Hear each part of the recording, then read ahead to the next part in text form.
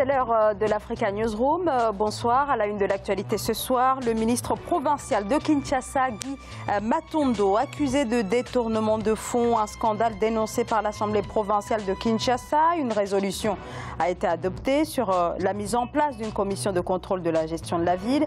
D'autres personnalités seraient également dans le viseur des élus de Kinshasa.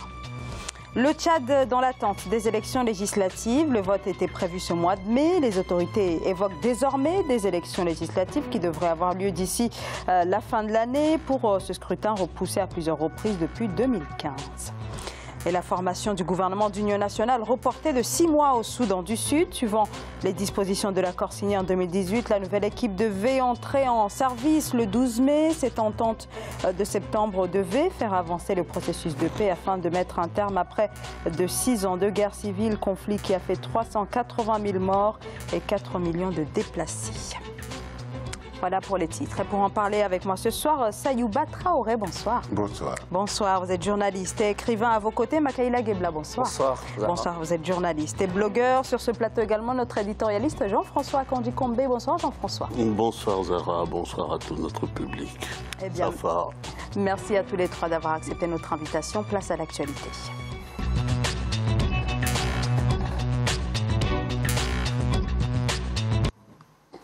En République démocratique du Congo, le gouvernement provincial de Kinshasa a décidé de suspendre Guy Matondo. Guy Matondo, c'est le ministre provincial des Finances. La décision émane donc de l'Assemblée provinciale de Kinshasa. Le ministre est accusé d'avoir contracté des dettes au nom de la ville sans passer par l'organe délibérant. Guy Matondo aurait perçu auprès de plusieurs banques et toujours au nom de la ville des sommes évaluées à près de 20 millions de dollars. Voyez ce reportage de Jacques Amboka avec les commentaires d'Ange Bijou Nomenyo.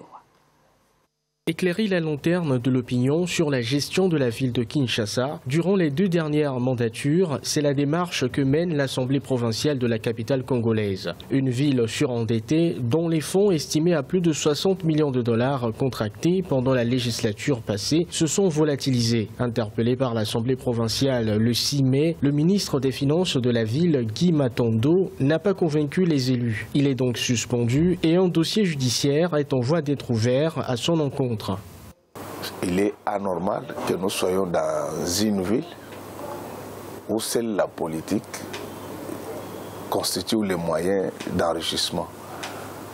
C'est vrai que les autorités auront toujours suffisamment de moyens, mais nous ne permettrons à personne, tant que nous sommes là, de s'enrichir sur les dos de la ville de Kinshasa.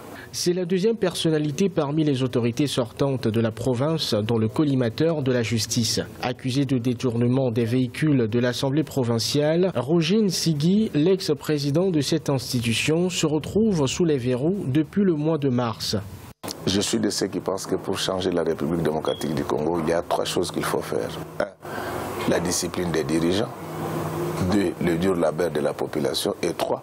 La bonne intelligence avec la communauté internationale. Il faut noter que la population et les observateurs n'ont cessé d'exprimer des inquiétudes sur la gestion de la ville durant les 10 dernières années. La corruption, l'impunité d'une part et le manque de contrôle sérieux par l'Assemblée provinciale sur l'exécutif d'autre part ont favorisé la mauvaise gestion de la capitale.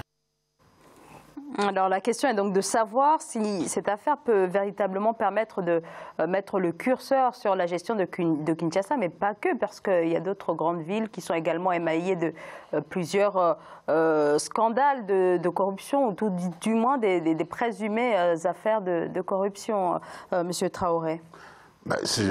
Quelque part, moi je dirais que c'est normal ce qui est arrivé, parce que et quand vous regardez le titre de cette personnalité, il est ministre provincial des Finances, de l'économie, du commerce, de l'industrie, des petites et moyennes entreprises. Autant le nommer le roi tout de suite, comme ça règle la question. Parce que ce qui crée les problèmes, c'est quoi? C'est que vous allez trouver une situation où c'est le donneur d'ordre, c'est-à-dire celui qui passe le marché, un mot qu'on devrait retirer du vocabulaire politique en Afrique. Parce que là où il y a des marchés, il y a des perdièmes, c'est sûr que ça ne va pas. C'est celui qui passe le marché, qui attribue à qui il veut, parce que vous allez trouver qu'il a attribué le marché à... Bon, voilà. Et c'est lui qui doit contrôler l'exécution de ce marché. Et enfin, il est à la manœuvre de toute la procédure. Et pourquoi vous voulez que ça aille?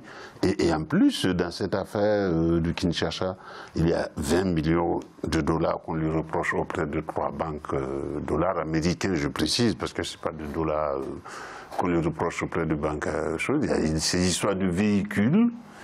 Et plus des arriérés de salaire des fonctionnaires de l'exécutif provincial. Et le tout va juste dans les 70 millions. Et comment vous comptez assainir ça? Et le pire, c'est que moi, j'ai regardé la liste. Celui qu'on a nommé pour assurer l'intérim et celui que nous venons d'écouter, qui est chargé quelque part d'assainir tout ça. Je ne suis pas sûr si eux-mêmes, ils sont totalement... bon, Makaïla Ghebla. Alors, Saïba Traoré a évoqué un problème finalement peut-être aussi structurel. Oui, bon, écoutez, la RDC sort d'une élection qui certes est contestée, controversée. Aujourd'hui, j'ai l'impression que c'est le point commun de beaucoup des États africains dont la mauvaise gestion a gangréné notre société. Aujourd'hui, quand même, aller contracter des sommes aussi faramineuses jusqu'à 20 millions de dollars et ne pas pouvoir, pour la ville de Kinshasa, ne pas pouvoir les investir de manière saine, pose problème de la transparence dans nos États africains. Et je pense qu'aujourd'hui, quelqu'un tout à l'heure disait il faut une discipline de nos cadres. Il faut effectivement la bonne intelligence avec la communauté internationale pour qu'on devienne quand même des gens crédibles et servants. Or, on a l'impression qu'aujourd'hui, avec ce qui se passe, c'est un indicateur très fort et que les autorités congolaises doivent prendre les responsabilités pour que la transparence soit vraiment de rigueur dans ces États-là. Jean-François Akanji-Kombe, alors on parle de 20 millions de dollars, c'est énorme. On se demande comment cela a pu être rendu possible durant plusieurs années. Alors les autorités devaient forcément être au courant de ces malversations. Mais Zahra, j'ai toujours dit autour de cette table que l'Afrique ne manque pas d'argent et que l'Afrique centrale regorge de moyens pour pouvoir se développer. Malheureusement, cet argent-là, il a un don particulier à se volatiliser. De temps en temps, on entend que on sait à peu près par quel canot il s'est volatilisé. Donc la somme est importante, mais en réalité, elle n'est pas si importante que cela. Si on fait le tour du pays, on fait le tour d'autres pays d'Afrique centrale, y compris chez moi, en République centrafricaine, où vous avez une pauvreté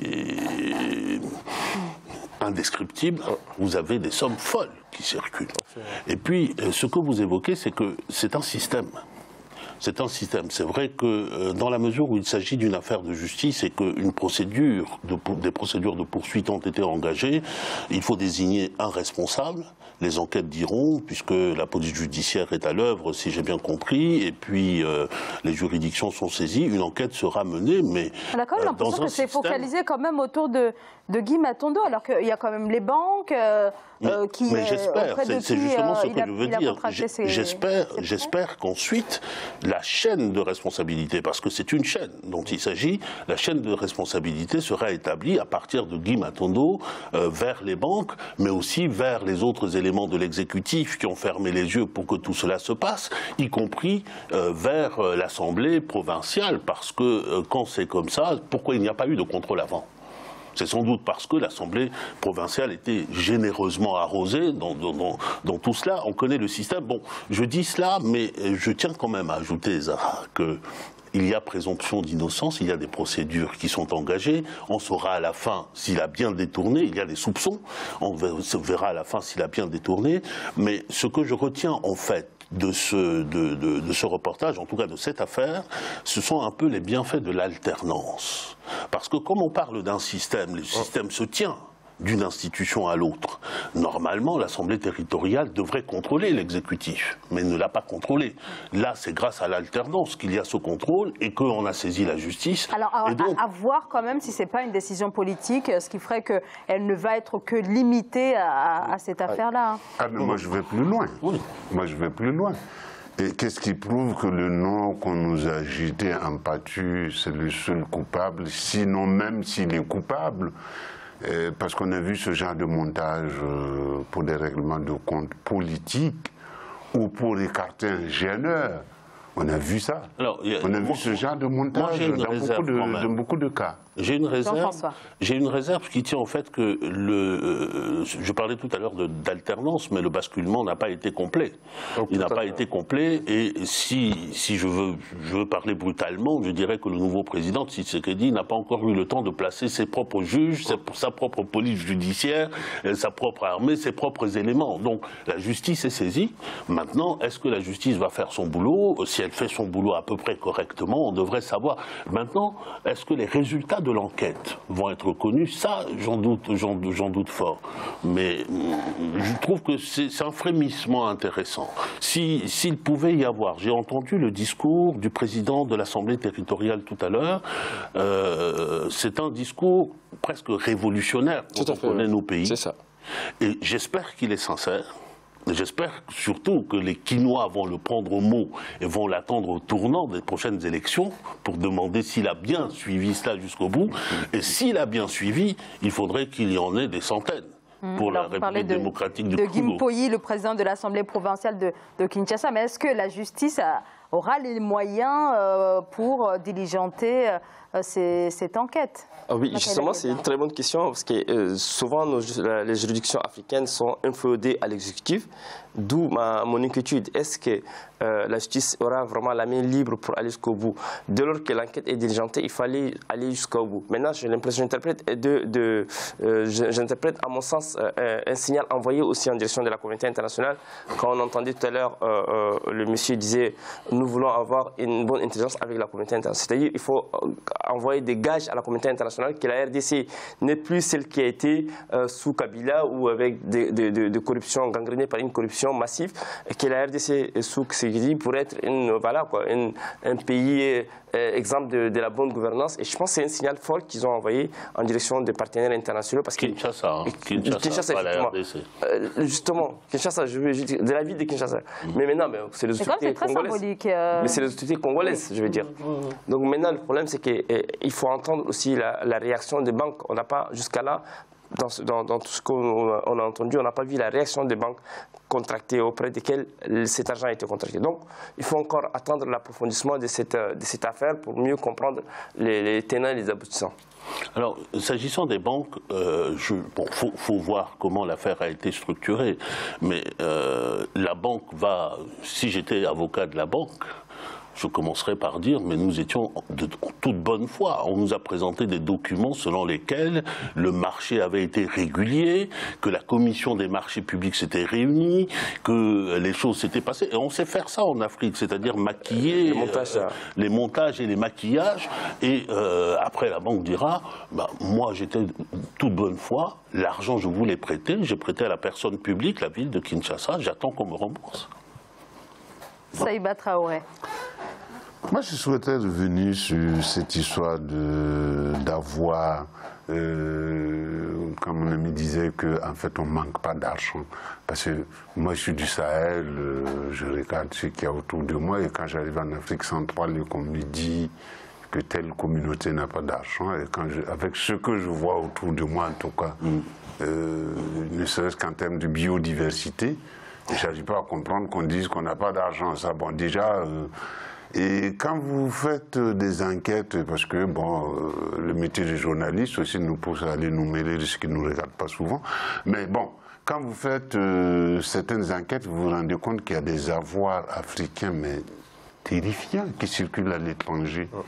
Et vous vous demandez comment une communauté pareille peut avoir tant de pognon dans des banques à l'étranger et venir contracter des dettes.